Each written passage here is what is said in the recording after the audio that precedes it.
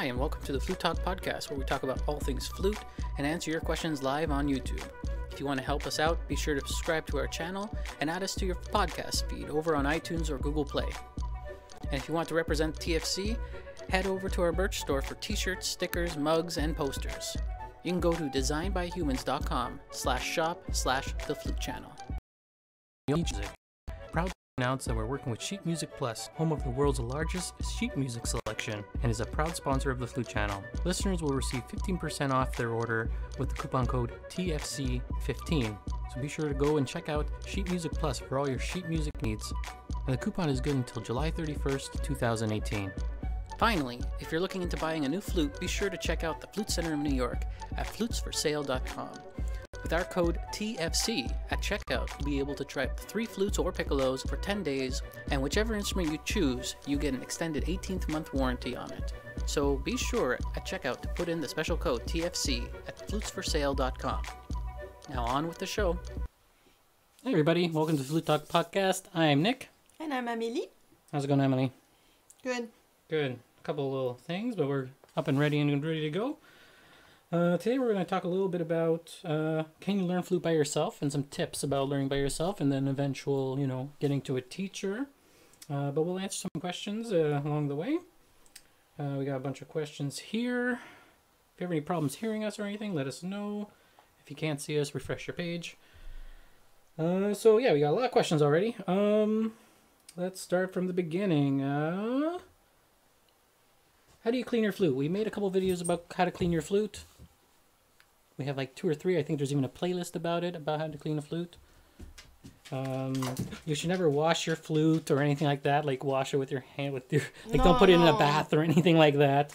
No, because the technicians do that. Pads are gonna just go to crap. It's gonna cost you a lot of money. And it's gonna cost a lot more. Yeah. No, you just take a rag that's very soft and you wrap it around a wooden stick. You shouldn't use a tarnish cloth either, because it removes metal a little bit. So like microfiber cloth is usually good. That's absorbent. For the inside, like you can use cheesecloth. Cheesecloth. Yeah, cheesecloth or Egyptian cotton. What I use is very, very old pillowcases. Yeah, that's usually Egyptian cotton. Once they start, the one I have, it's Egyptian cotton, and once they start ripping in parts, and having holes, that's like, it's super soft because it's been washed and washed and washed. That's it. I use that. But the outside, sometimes people think, it has to be sparkling, from the outside, but really, as you say, using those cloths for the outside, they tend to remove metal, and it's unnecessary. It doesn't affect the sound. Yeah. To have a shiny flute or not. Exactly. The emotional oboist wants to know, this isn't a flute question, but I'm starting Piccolo for marching band next year. Is there anything you do to get high notes out, like high G, aside from aperture change or embouchure change? Yeah. Airspeed? Airspeed's a big deal in Piccolo. Yeah, because you've put too much volume, it's kind of uncontrollable a bit. If you don't put enough speed, like you can make the embouchure big and then like air, but it could also be slower, because I think you have to really hit some high. You have to really make the airspeed fast, I think. Yeah, you want to play higher notes, you increase the airspeed. Yeah, that's it. And you wouldn't open the aperture. You would more likely close it, I think, but I wouldn't think about it too much. Yeah. Piccolo has a lot to do with airspeed, I think. Yeah. Maybe that's why it's so good for the sound. So when I play Piccolo, then when I take my flute, I usually sound better. Yeah, if you go back and forth. Because it's like everything concentrated. The same flute technique, but concentrated. That's it. So hopefully that helps. Hi TFC, I took your advice on harmonics and support the other day, and I'm starting to observe much more. Just wondering, I've seen some sites suggesting that the back of the tongue should touch the molars of the roof of the mouth, as if saying key when articulating. It seems to produce more precise sound, but I wonder whether it's actually a positive or negative strain on sound. That's really intense thinking about. I don't know. The molars, like the back teeth? Yeah, like the molars, I guess. The molars of the roof of the mouth. So I guess like on the tip of the molars are back. Molars, but I think it means that, or maybe just like the top of the mouth, like where the teeth and the things touch, maybe. I was taught to put my tongue in the bottom of my mouth to have more space for resonance and. Sorry, Miss dog is scratching herself. Scratching herself. Okay. You're a beauty. Leaving space for what? Like the resonance and air stream, so it doesn't bother the airstream. Right. So I was taught to put my tongue down, you know. But I guess I move it around when I change the vowels. If I go ah, o, u, e, you know, your tongue moves a little bit. I never thought of that specific thing of putting my tongue, the sides of my tongue touching the molars. That's what I understand from the comment. Yeah. Okay. Well, I never tried that. I never thought about that. No one ever told me that. Maybe I could try it and see if it helps. Yeah. Freaky Muncher he says he or she's been playing for flute for 2 years and trying to get some help. Depends. Yeah. What would be some general things for people who are just like, learning from music they find online anywhere, flute tunes and IMSOP, or maybe they found something like, or when people learn from recordings. What are some general... But help for what? Help for probably, learning on their own, For organizing their practice? Organizing their practice would probably be one tip for sure to kind of like get people going. That's one thing a lot of people who learn on their own never get to manage, because a teacher usually sets that up for you. Yeah, a teacher usually organizes you and organizes your practice and makes everything move forward. Makes everything move forward in a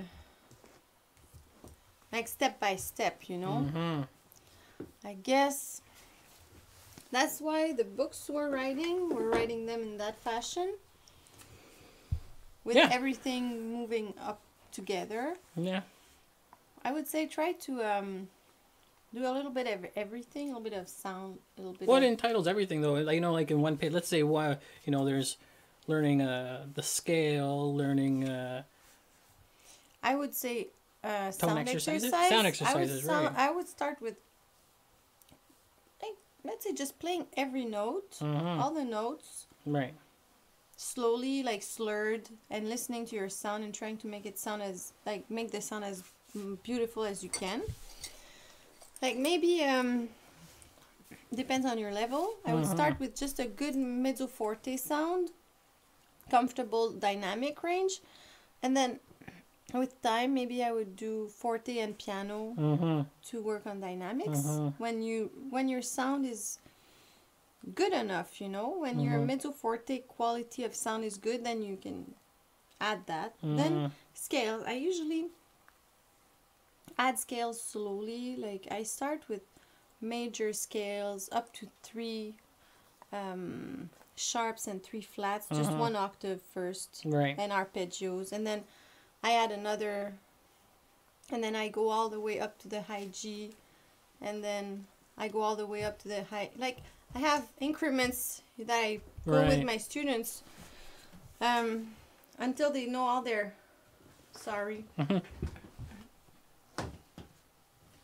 it's like having a baby. Yeah, having a little doggy. Until they know all their scales and arpeggios and major and minor, and then maybe I'll do some definite and go back. Some technique exercises and a little bit of articulation, single, double, depends single, where you double, are. what? Double tonguing, single tonguing, and double tonguing. Yeah. Yeah, so that when you start having it in pieces, it's easier.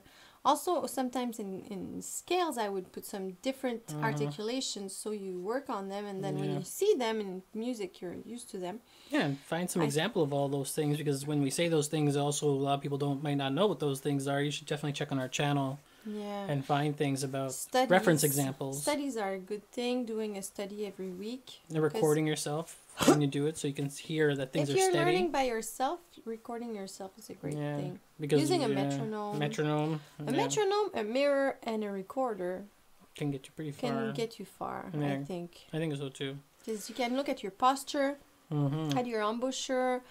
You can look at a lot of different things. And yeah, the metronome, if you know how to use it, it can be very efficient and very helpful. And a recorder, like, yeah, you're not a recorder like the flute recorder, like recording yourself and listening to yourself. You can be a good teacher for yourself. Totally. You're your first teacher. Because even when you have lessons, it's once a week usually. Yeah, the rest of the time, you don't have your coach with you. Like people in sports have their coach every day. We have to be our own coaches when we learn music. That's an extra, extra difficulty, I guess. Or yeah. Yeah, so hopefully, well, if you have any questions about that, about how to self-teach or how to learn on your own, let us know and we'll answer those questions. And then repertoire, finding pieces you love and playing them. Totally. Luigi Juarez wants to know a question about our own flutes. If we happen to play on a gold or silver riser inside the head joint, Luigi's planning to trial different silver head joints, but with different risers like different riser metal like gold and platinum. I'm just curious to know what do we play on. I play on I play on silver and silver, like it's all solid. Yeah, it's all silver. too. Yeah.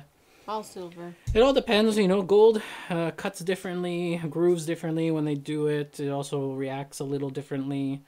Platinum too reacts a little differently. It's a different way of cutting and putting it on there. The video of trying different flutes, right. like expensive flutes. Yeah. The Ormite one I thought sounded good for me.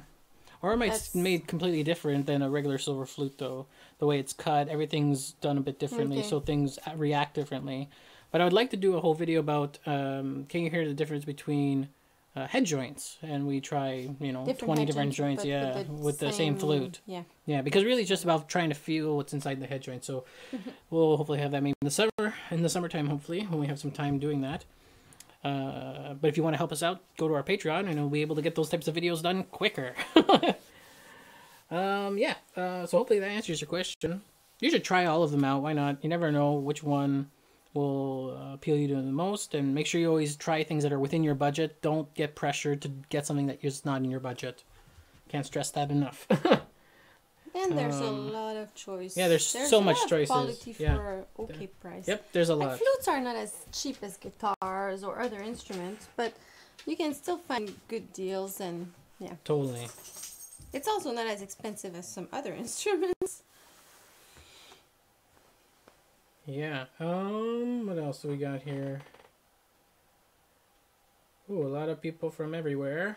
That's so cool. Hi, everyone. Yeah. It's 1 a.m. in the United Kingdom. Hey, Sigurd. Oh my god, my phone's about to die. Wow, a lot of people from everywhere. Okay, I'm just trying to catch up onto the chat here. Oh my gosh, so many more people just suddenly, this like crazy. Yeah, it moved really fast. Hold on. Oh my. Yeah, it just started loading. Oh my gosh, so many. Wait. That's what happens when we start from... Oh, it's right here. Okay. So, what do you recommend for... Tara Torres wants to know, what do you recommend for repertoire for flute students after concert and contest collections? The Red Book, middle school kids. I'm not sure of the Red Book. The Red Book, maybe it's one of the Louise Moy's books or something like that. Yeah, it might be. The red and white. Oh yeah, red and white one. It is that one. Concerts and contests. We have that book. It's somewhere. That's not by Moy's. It's by somebody else, I think. But yeah, I know that book. Oh, what are good things after that? Wow, that's a good book. Well, I guess the Donald Peck one would be a bit after that. Yeah, Donald Peck made one. That's really okay. That's just about after that. And then the Blue Book by Moïse is good. Like the French composer book, some of those pieces are approachable. Like Chaminade can be approachable for some kids. Yeah, but I just can't find anything in between. What are some in between books? It's the in between repertoire. Yeah, like, you have to kind of go from one level to another. I would go with maybe some Baroque concertos. A lot of people go with Baroque concertos a lot. Yeah. Like is it Vivaldi? Maybe. Yeah. That's Vivaldi, yeah. You have big traits of 16th notes, you know. Yeah. All those Baroque concertos, Blavet, Concerto. There's Telemann concerto, Stamitz concerto. Stamitz is a good one. In G major, Stamitz in G major. Before you do Chaminade, I guess you should start with those ones. Yeah, you know? Yeah. There's some early CPE Bach too. CPE Bach Sonata. Yeah. That's something a lot of people learn right away. And then there's Ernest Bloch. Bloch is a good suite modal. That's more modern. That's for beginners, the first couple movements. You also have a couple of solo flutes. Not beginners, but I mean people who are getting better. Like La Danse de la Chèvre by Oliver. Yeah. You also have Syrinx by Debussy. It's approachable. Yeah. There's a lot. There's a lot of them. Hopefully that can start you off, you know. Yeah. You can also go on sheetmusicplus.com and I think they go by grade level, and you can definitely look there.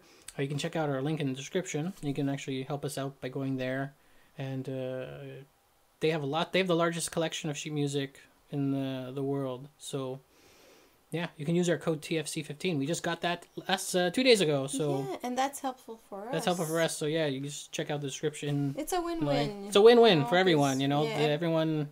You guys help us, and you guys get music. You get some. You get 15% off your sale, off the whole entire price of what you buy. Yeah, and we get something too. Yeah, we get we get something out of that. We get a commission out of that, and you guys save 15% off. So it goes until July 31st, I think. So if you need music, it's I know it's now the end of the season, so a lot of people want to get some music for next year and kind of get things going. So they've got everything there. Yeah, but there's a lot of nice Baroque concertos and classical, even like De Vienne. Number 5 is beautiful. Yeah.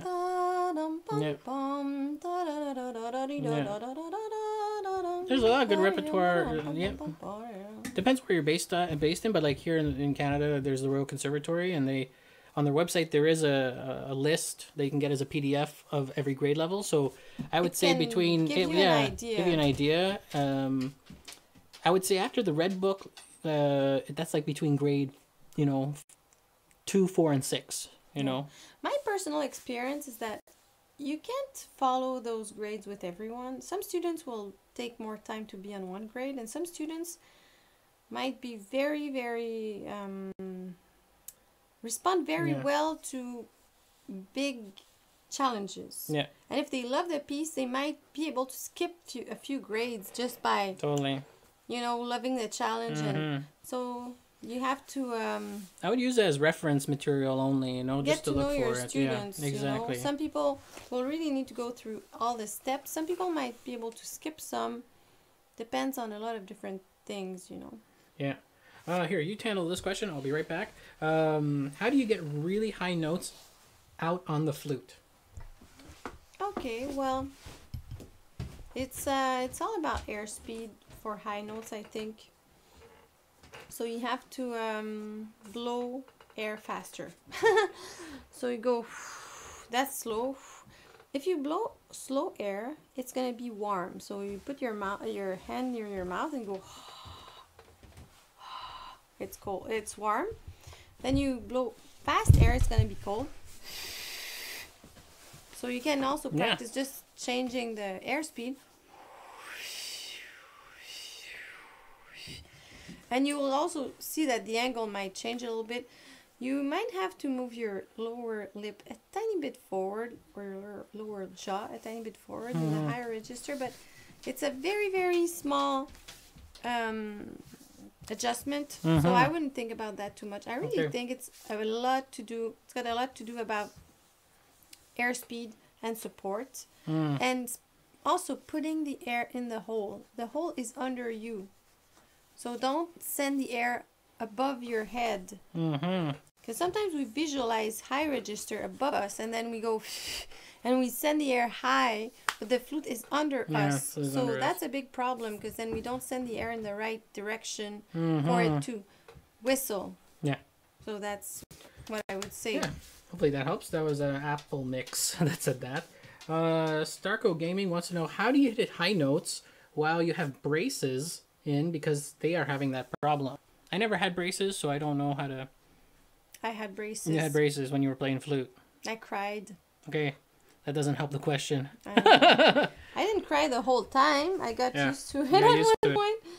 But it's difficult, and it's also, for me, it was painful. Because when you put the flute and it's against the braces that are there, and then you hurt the inside of your mouth. They should invent something that kind of goes around. They had something. They told me to put like a wax.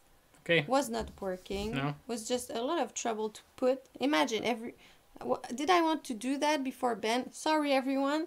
Open and put all the wax in there, and then it didn't work because there was still metal pressing on my. And there's it wasn't working. So there was a little bit of pain, and also the ankle is not the same anymore. So it's a little bit difficult. For me, I struggled when I had braces. When they removed it, it became easier again, I still got my sound back after a while, but it was more difficult. And then when they removed it, it got way easier. But I don't know what to say. It's tough. It's tough. Yeah. It's a tough period. For me, it was 2 years, I think. Seemed like forever. But now that I look, I don't even remember. But changes the angle because the braces push the lower lip. Everything is pushed forward. It's it's difficult. Then when they remove it, you have to be careful not to bring your lips forward anymore too. But maybe everything has. I don't know. No, it's difficult. Okay. No. It's difficult. Yeah. Maybe you try to keep things not too forward. Right. Yeah, because that can. So you don't get bad habits. Don't think about bringing your lips forward and that kissing. Thing, that's a bad habit to take. And then you'll have difficulty getting rid of back, the. Maybe don't push the flute too much towards yourself so you don't hurt yourself. That too, yeah, because you hold the flute. Remember, you have different places, 3 places usually where you're holding the flute: lip, index finger here, this thing, and then your thumb. You want to kind of evenly distribute everything. Everywhere. That way, usually just I pressing kind one of place. push there, but with that you can't. You'll hurt yourself. Yeah, so you have to be a bit more soft and also patient with yourself and know it's just a little part of your life. Yeah, a little part of your life. It's gonna end. When you're in it, you feel like it's never gonna be good ever again, but it will be. Yeah, it's just a little part. Yeah. Mandy Hiat wants to know. My teacher and I discovered that I need a more resistant flute. What do you suggest for flutes when I get to purchase my next one, and how to create more resistance now? I guess the person is talking about different metal that has more resistance.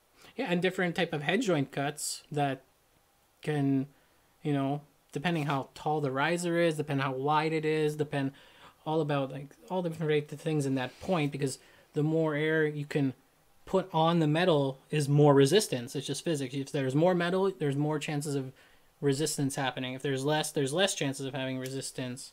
So that can be something. In terms of right now, really trying to blow as much inside on the flute can really help with resistance. But we don't know what type of flute exactly, she has. Yeah. So we don't know what's an improvement from that. Exactly. And test between both flutes. Beginner flute, then an intermediate flute would be an improvement. Exactly. Is it an intermediate flute? Then maybe. It's not easy to answer. Yeah, but those would be the first things I would look at. Yeah, if you have an alloy, maybe a silver flute might have more resistance. Or I don't think it's really about the metal. It's really about how much metal there is inside. Because some have wider risers, taller risers. Some flutes are 0.16, some flutes are 0.18, 0.14. Oh yeah, tubings and stuff. Tubing can also affect, I guess. Because resistance is exactly where you hit the air. When it releases, there's no more resistance there. It's more about the head embouchure and the head joint plate, the hole in there. Because once it leaves that point of resistance, it just starts exiting. So does it mean that if this person loves her or his flute, they could just change the head joint and achieve the same result of more resistance and keep the rest of the body of the flute? Yep. In a way, yes. That would be an economical way of getting a new flute, yeah. Yeah. Yep. That's what I did with my flute. Yeah, that's pretty cool. At one point. It can totally be an option. I kept I was very happy with the mechanism, but I needed something more for the colors. And there you go. I just changed the head joint. It really just has to do a lot to do with that cut inside that part, that little part there. This goes to the other question, which is similar. It's like, I'm going to buy a new flute with open hole and offset G. Do you know some flutes that I can use in high school? The Trevor James flute that we tried. And lots of Yamahas. Powell Sonari flutes are really nice flutes. Are offered in both inline and offline, so. But he wants offline. I know, but I mean, most flutes are offered in both. Oh, so. Yeah, of course. And with open hole, and some with closed hole, but not many professional models have closed holes. But like even like Yamaha, if you start at 300 something. 300 series, yeah, the 300 series, yeah. And above are all open holes, I think, or is it 400? No, you can have 200, 300, 400. 200, is it open holes? They can have open holes, yeah. Okay, so really it's. Yeah. Yeah. The sky's the limit. You have a lot of choice. Yeah. But yeah, you can check our flute review videos. We have a bunch of flute review videos. Most of them are for, I would say about 80% of the videos from the Flute Center of New York are for high schoolers and people who want to have a flute for the rest of their lives but are not going to go to college. You know, a lot of different types of flutes. We've tried a lot. Then we have some very expensive ones. And also people can go on, is it flutesforsale.com? Yeah. It's the... so it's with the Flute Center of New York, and they're all described there, all the flutes. All description, and you can. I think it might even go by level as well, but I'm not sure. I can't remember. But you can also contact them. They're more than welcome to give you a lot of different ideas and tips, and then make sure you let them know that we brought you there. Tell them that you have the code TFC, and it even helps us out, and you can try out. I think up to 4 flutes. Actually, I recalled that it's actually up to 4 flutes. Oh, yeah, they now changed it? I don't think it was changed because I think they're a little bit more liberal about that. And you can try up to 3 or 4 flutes for 10 days. And then you have a longer trial period. And you have 10 days, yeah. And I think it's free shipping. Yeah, free shipping, I think, worldwide, I think. So you get some perks and we get help. Like, it helps us. So yeah, we get a commission from that, so it's really helpful. Mizar, or Sigurd de Mizar has a question on what you would recommend us when we first start on ear training. Should we take a class or an app? And how much time effort will it take before we start recognizing pitch and intervals? Depends on the person, but yes, I don't know. I would say different people learn in different ways. You know, I'm more of a systematic learner. But if you look at my son, he's more of a fun learner. So he just listens to music and replays it. So in a way, he's doing what, you know, when you do a course of ear training, the point is to be able to listen to music and replay it. So he's going directly to that, you know. So there's a lot of different ways you can also do that. Listen to some songs and be like, oh, what's that? And yeah, but I think also there's a lot of courses. Systematic learning. And most people want systematic because they are coming from, like, he's following up by saying he has 0 ear training and I can't really tell if I'm too sharp or flat without a tuner. So get a tuner. That way you can see whether you're sharper and flat. That'd be my first thing. Well, if he says without a tuner, it means he probably has a tuner. Oh, there you go. Yeah. So you don't know the reference things. So so I would there's Coursera courses about that. I think on Coursera there's a couple of very interesting courses. Coursera is a platform where universities put free courses online. There's a lot of MOOCs. That's a term that a lot of people are using. You can Coursera, a lot of them you can pay for them, but there's also a way to just be an auditor and not pay, but you can't do all the exams. Right. They won't. You can do them, but they won't correct them for you. Yeah. So if you want to have if you had the right answers, you need to pay something. And you have a lot of theory, music theory, and usually in music theory they also put a little bit of ear training. Yeah, there's also some that are just for skill training as well. For skills, they call it like skills or harmonic training or. But I've always thought there's a little difference between, let's say, ear training, solfège. You know, being able to recognize chords or intervals, or being able to write a melody when you hear it, and being able to play in tune, because it's like macro and micro type of thing, because intervals are macro, it's the big thing, but playing in tune, it's so tiny, you know. It's a different training for me. I feel it's a bit different. And if your goal is to play in tune, I'm sure knowing where you are in a scale, knowing that you're in G major might help you. But yeah, I guess learning anything about music will help you, because you get to understand the language better, and then you know where you are, which tonality you're playing, which key you're playing in, where you are exactly, you know, in that language, in that grammar. But yeah, I think those courses are good. There's also some apps for recognizing chords fast, for different things. Yeah. Have we ever met James Galway? Yes, I've met James Galway a couple times. I haven't. Oh, you haven't? Well, you will in a couple years, soon. Yeah, hopefully. One day. Yeah. Let's see. There's some more stuff here. It's just there's a lot of stuff. But it's fun to have fun too, and be like, oh, let's play by ear a little bit. Yeah, it's also good practice. Yeah, that's also good to play by ear as well. But, you know, there's always a little bit of theory, because let's say you can play a melody, and let's say you can play a very simple thing like... Do you know that? Yeah. Okay, then you can play it in all keys. And then...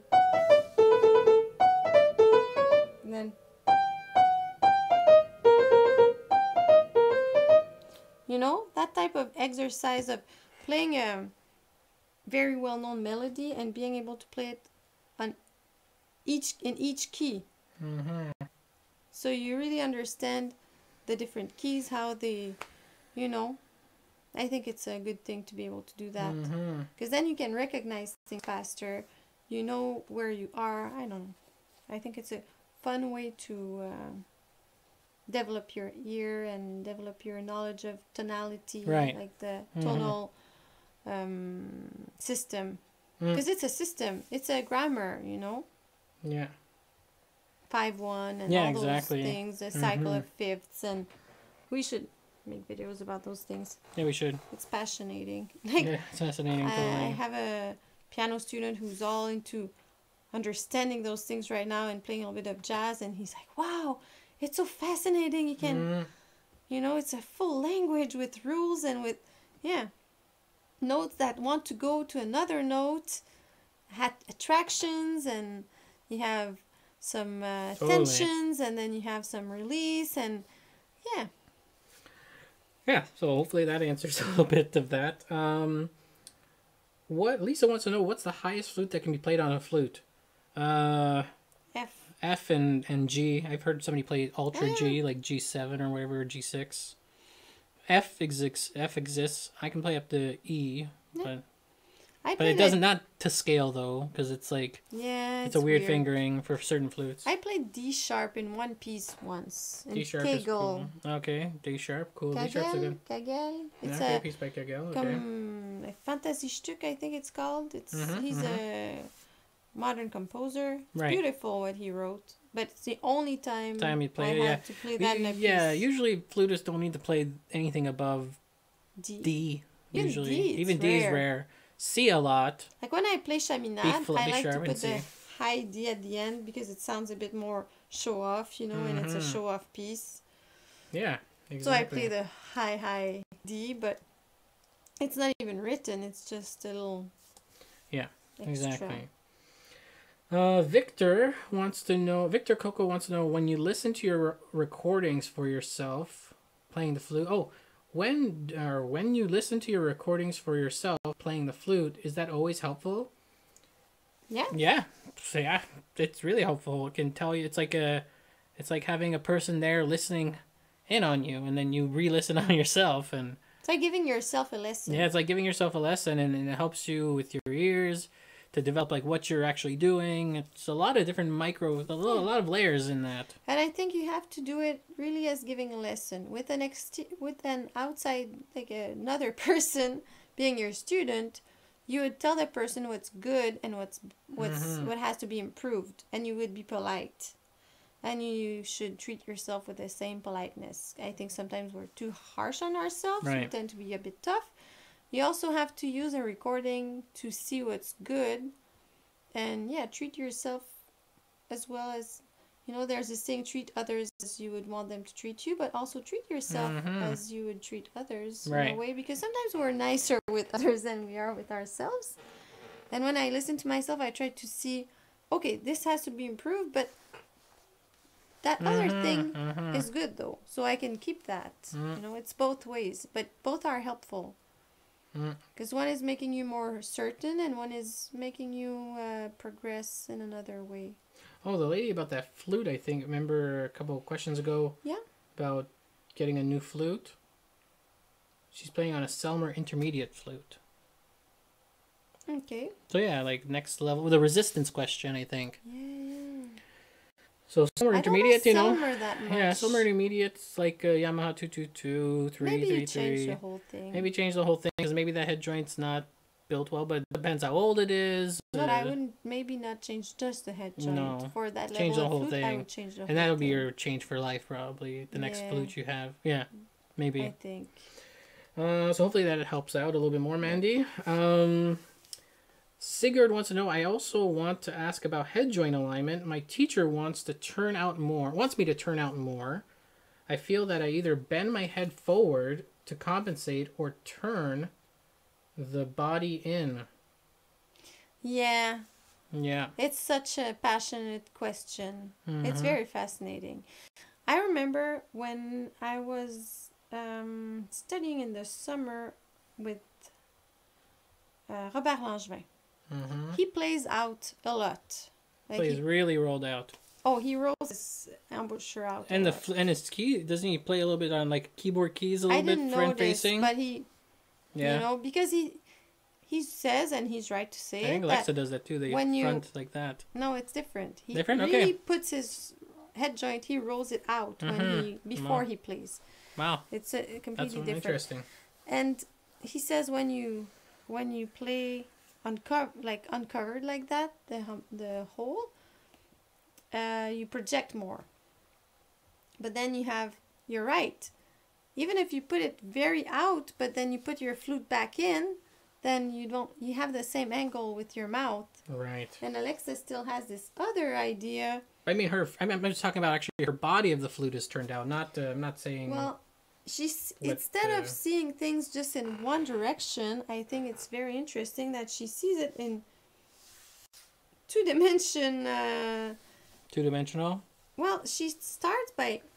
She has a lot of extensions on her flute and stuff. Yeah, but it's not the point. That's not why she does it like that.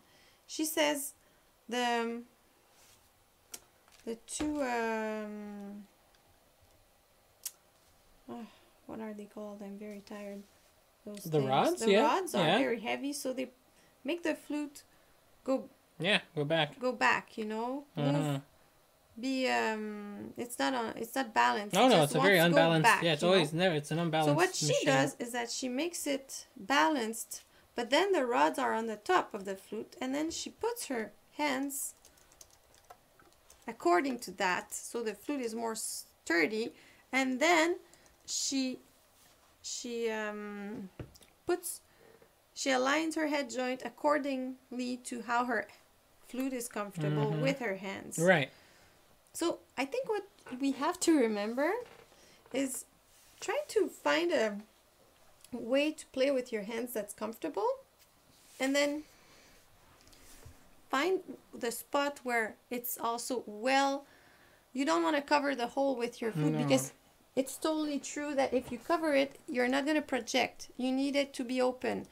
But maybe if you play with your flute a bit forward, then you'll have to bring your head joint inwards.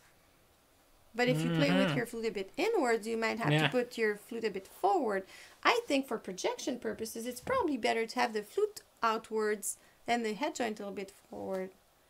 because those keys, you know, there's still sound coming out of the keys. I don't know. But most of the sound comes out of the head joint. But it's, you know, maybe you try to find something comfortable with your hands, and then you adjust, but you have to make sure the hole is uncovered. You're not covering it because you want an open sound that will project. But the person is totally right, I think, in his comments saying, well, yeah, I can put it out, but then if I bring my flute in, I get the same result, except I'm not comfortable and my flute is just rolling in. Yeah. So I would advise to just be comfortable. I think the person is right. And I don't know if it's a woman or a man, but in her or his comment. Sigurd, he's a patron on our Patreon. Oh, that's so nice. Thank you so much. Yeah. But it's a logical thing. I agree with it you. Yeah. You should just be comfortable and then adjust to your hand comfort.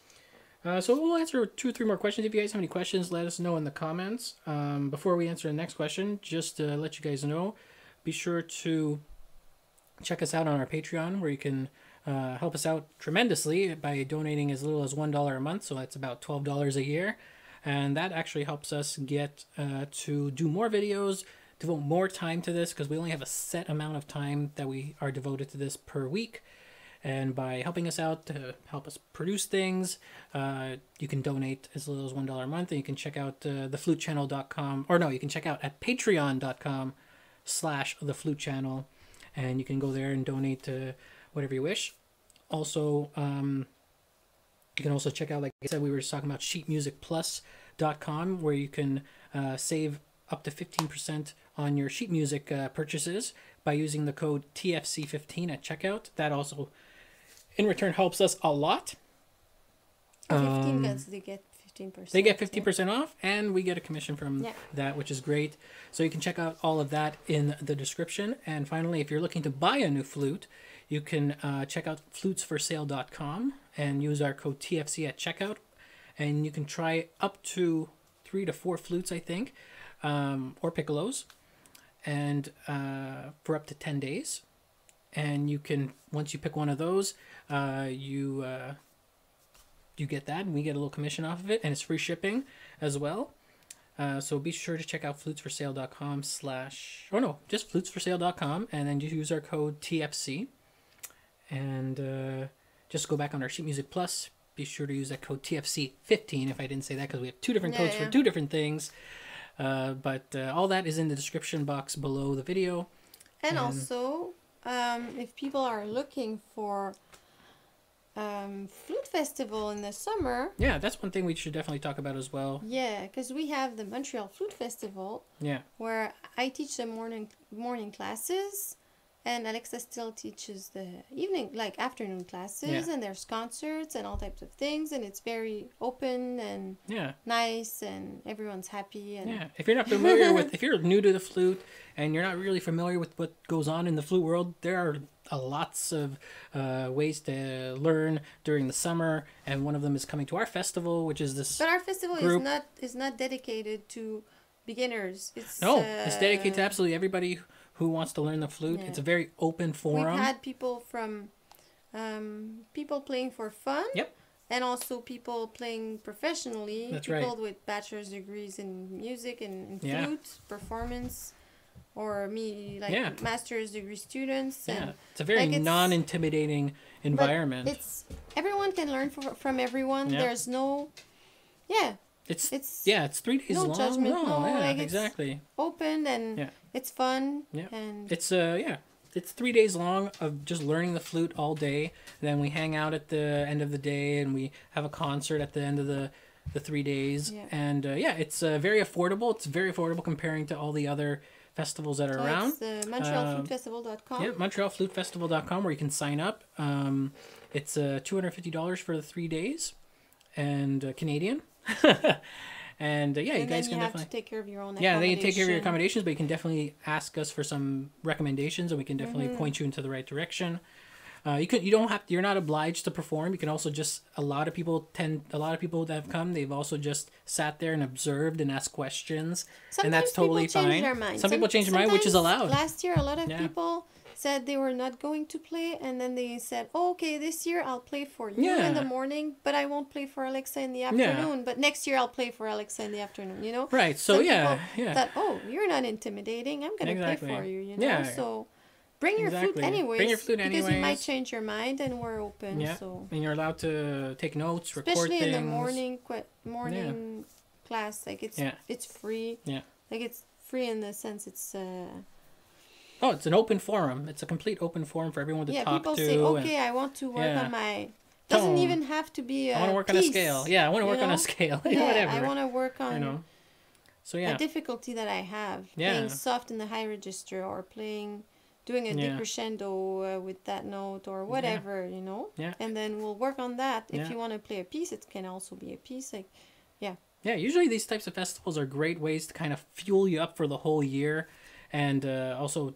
Because you learn so much you learn so much, questions. Exactly. You learn so much in that period of time, and for the money, I remember festivals in the past that I went to that just I felt like that. So that's why I wanted this to exist, and so definitely go and check that out. If you guys have any questions about it, let us know. As much in the summer as I did in the full year. Oh, I definitely learned way more during those types of festivals. Yeah. In a lot of different ways. Yeah. So check that out. MontrealFluteFestival.com.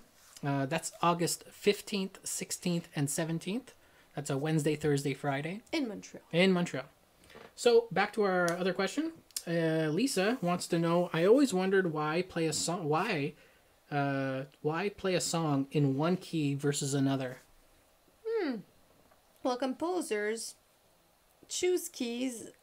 Well, some people say that different keys have different emotions attached to them, or different colors, or so I guess composers pick keys in that regard. Maybe sometimes it's for how it makes it easier for the instrument. Some instruments sound better in some keys than in others.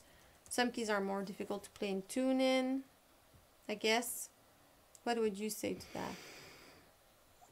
Yeah, because even Baroque composers said every I knew a lot of key people had a different temperament, like meaning different emotion attached to it. You know? I knew a lot of people who were able to play. I know a lot of like jazz people who could play most pieces, and even some that were classical jazz trained, and they learned some pieces in most keys. You know, so jazz they're all musicians different things. Usually they have to learn, let's say, a solo and then be able to play in all 12 keys. Yeah, the solo in all 12 keys. But the question is not that. The question is why would you choose one key over another? That's a composition question. I'm not a composer, but like... But I think I couldn't imagine, like you were saying, that's what I'm saying. Like, I can't really say anything. You kind of nailed it on the ball. And it's true, because I remember playing a piece with a harpist, and we were playing it. I was saying, it never sounds quite right. And I don't have perfect pitch, so I said, it's weird. Like, it never sounds as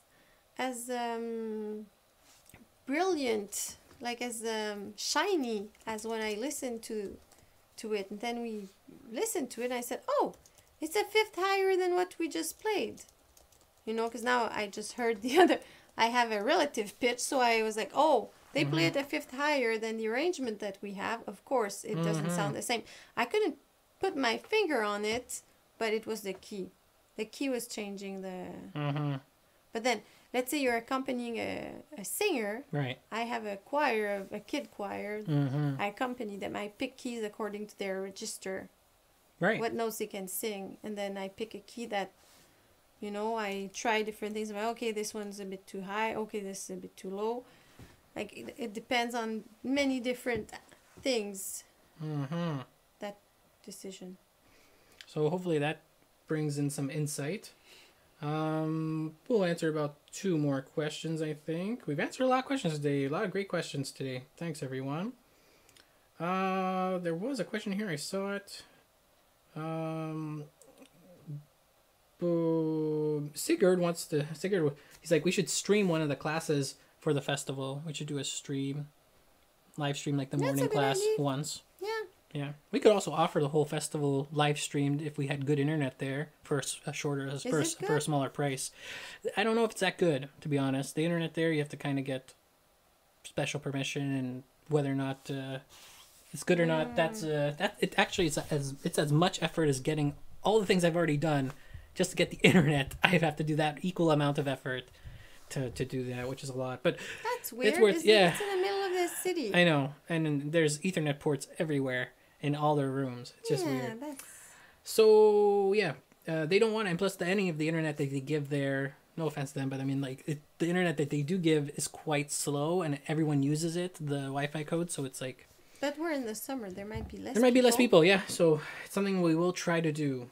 But if you can make it out to Montreal Flute Festival, please do. It's always better in person. Yeah, it's always better in person. Then you get to hang out with us, and it's really a lot of fun. We get people from Germany, from the United States, from here in Canada, from all over the world. It's really awesome. It was great. Like, we did 2 years. Yeah, and it's third year, yep. And then next year will be 4 days, and then our 5th year will be 5 days, and that's how... And then we're going to keep it at 5 days forever after that. Yeah, exactly. We'll see. So maybe people will love it so much we'll do 2 weeks one day. Who knows? 5 is enough for me. 5 is enough for me. And then I take a month break. And do another week. Yeah. What brand? Emma Baker wants to know, what brand would you guys recommend moving on from a student model? Like we mentioned previously in the show, there's Yamaha 333, 444, Powell Sonare. I like them. Then. Yeah, Powell Sonare, there's Trevor James. We have a whole series of a couple videos, flute review videos that are pretty concise, but those are good ones. You don't want to spend, if you're just learning and you're doing it for fun, you don't want to spend too much money, but then you want to pay enough. You want to have just enough so you want it to last forever. And I mean last forever, like the pads, they're not going to last forever. You're going to have to repair. You're going to have to get those pads replaced after a couple of years each time. You want to have something that you're not going to fight with. Yep. Because I have a student whose flute was really not good enough, and it was okay in the beginning, but then after a while she was not improving anymore. She was getting depressed about that. She was like, I'm not improving. And I was looking at her saying, everything I'm telling you, you're doing it, so it must be your flute, because I look at you, it's all right, She changed her flute. Now everything is better, and her motivation, because she gets results, She gets results, yeah. So it's sad when we don't have the money for it, but sometimes we do need a better instrument. But there's good instruments for a more reasonable price. Exactly. You don't have to pay $10,000. No, $10,000 or $20,000 or $50,000. But some people do. But that's don't really, depends. if the flute is, the mechanism is good and it's not leaking anywhere.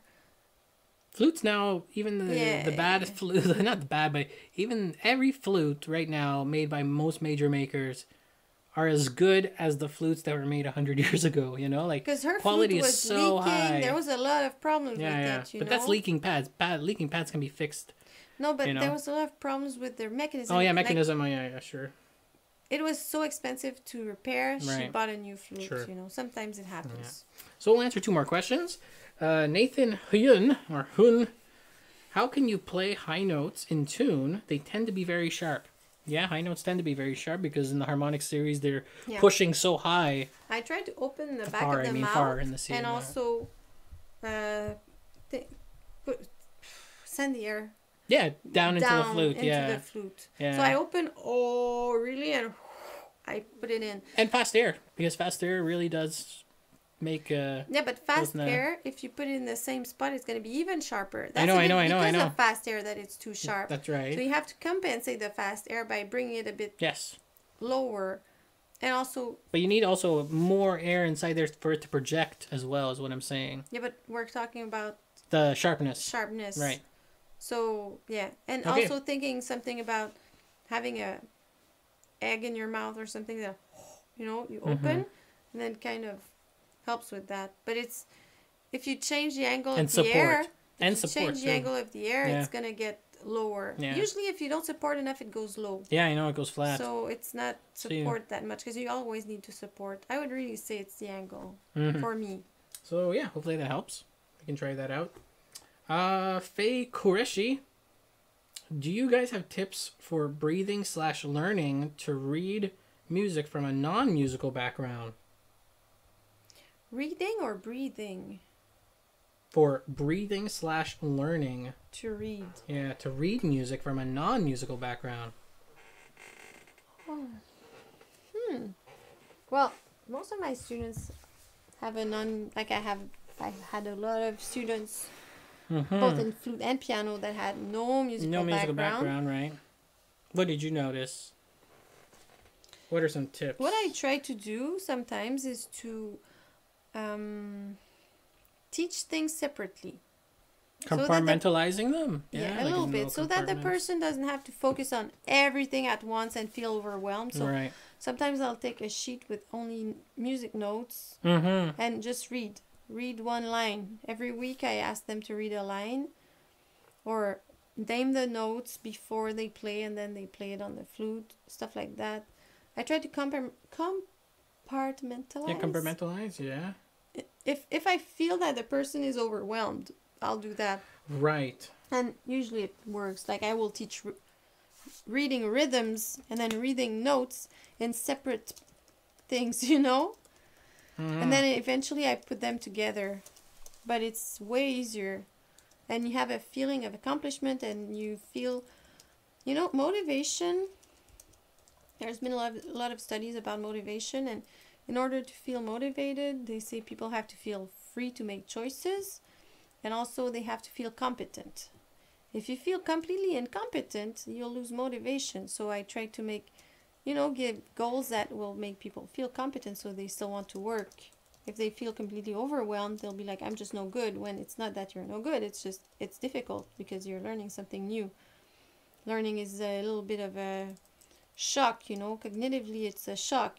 Because you have this view of the world then you're being confronted with, no, that's not how it works. This is how it works. And what's going on here? It's a shock. So you have to be, you know, patient and be able to learn one thing at a time and then put them together. And it's pieces of a puzzle and you don't have to understand the whole thing all at once. Yeah. But I try to do that. Compartmentalize, yeah. First. And sometimes, we'll just sing the notes with the rhythm. Like if we play the flute, of course, I'll put the notes and the rhythm together. But sometimes I do exercises of just rhythm, just reading notes. Then we do both. Right. Yeah. So yeah, that's it for this. Oh, Faye Qureshi just gave us $5. Thanks, Faye. Hey, thank you. You rock. That's our first ever money given to us in the super chat. That's a super chat thingy. If you're listening to the podcast, it's a YouTube channel thingy. Thanks so much. I guess because we answered your question. So yeah, like I said, thank you for doing that right at the end of the thing. That's awesome. What are we doing? You're not practicing for next week or practicing for next year. Yeah, Luke Stingley just said that as a little quote. It's a pleasure to compliment your emotion. That's also how politicians should manage. That's it. Not for next election, but for next generation. Exactly, yeah. So yeah, big thanks to Koresh, Faye. Thank you so much. But yeah, that's going to be the end of the show today. We do this every 2 weeks. And then next week we're going to do just practicing again. Be sure to like this video if you guys haven't liked it yet. If you're just following along and you haven't subscribed yet, be sure to subscribe. Later on, after this video is done, please come back and let us know in the comments what do you guys want us to do for our next videos that we want to put out. We want to put out some more videos soon. One way you can also help us as well is going to our Patreon at patreon.com/theflutechannel, where for as little as $1 a month, that's $12 a year, you can drastically help us make more videos, devote more time to this channel, which I think we've just today reached 25,000 subscribers and almost 3 million views. We've been doing this for 2-3 years off and on, and we really want to do this as a living one day. And because of you guys, this has definitely helped, and your continued effort would be great. So you guys can definitely do that at the Flute Channel or patreon.com/theflutechannel. And also you can check out in our description for all of our deals that we have with sheetmusicplus.com and with the flutesforsale.com, brought to you by the Flute Center of New York. So yeah, hopefully this was as good as it was for us, for you, for us, Someone asked what's the next just practicing piece. We don't know yet. Oh yeah, it's gonna be UNESCO. UNESCO and it's going to be UNESCO's next one, People's Choice. Yeah, exactly. That's the People's Choice. You can definitely check out on our YouTube page. Go to our community tab. You can check that on your phone. It automatically updates if you're subscribed to us. Any of the posts we make, any of the polls that we do, or any updates about live streams or new videos or general news. That's where we are usually in between videos. So yeah, it will be in ESCO. We will make a little post about that on the community tab as well. So yeah, thanks everybody. I'm Nick. And I'm Amélie. See you guys. Thanks so much again. Thank you for watching. Thank you for watching.